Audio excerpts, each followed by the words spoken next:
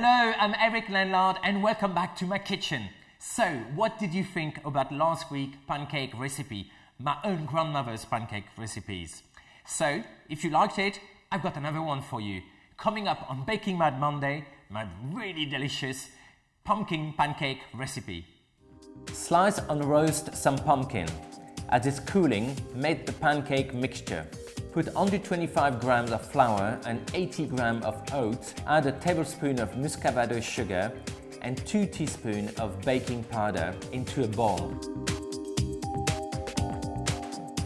And finally, the spices. 1/4 teaspoon of ground cinnamon, perfect with pumpkin, and a good pinch of ground cloves. And I'm going to keep that aside till I get my pumpkin puree ready.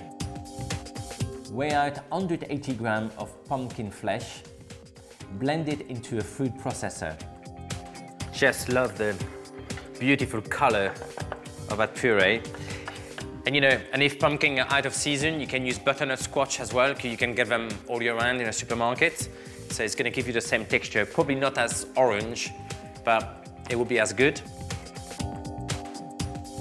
Take 250 ml of milk and combine with the rest of the ingredients. You really want to add the milk to the mixture when you are completely ready for it.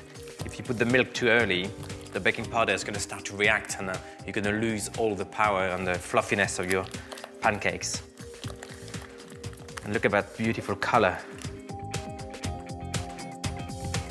Add 2 teaspoons of vegetable oil. And that's going to be the only fat in that main recipe.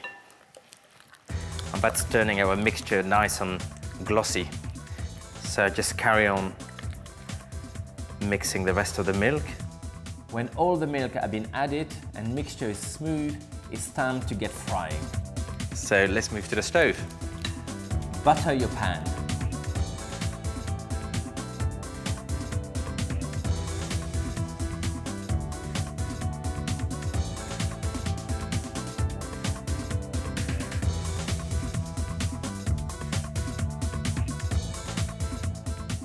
Right, so we got our pancake. Let's transform them to a desirable dessert.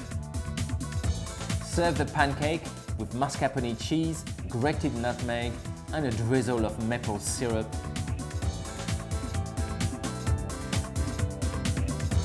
And of course, a generous dusting of icing sugar.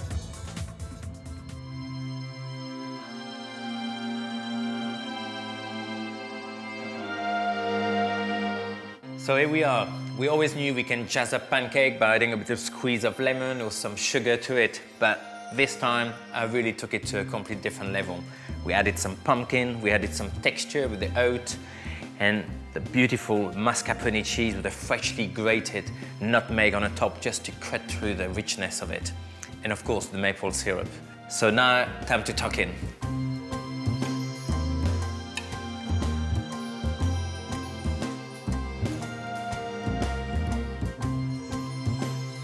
Sorry, but I have to admit, this is just delicious. You can really taste the pumpkin, and that's why it was definitely worth roasting them in the oven.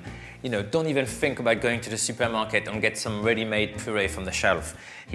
Please do it the proper way, because that's what's going to make the difference. So you are all sorted for Pancake Day. You've got 2 recipes. Don't forget to leave me some comments below. I always like to know what you think. And of course, if you're new to the channel, don't forget to subscribe, mostly because next week I'm going to sort you out with a delicious and fabulous recipe ready for Valentine's Day. Oh yes, we are sharing the love.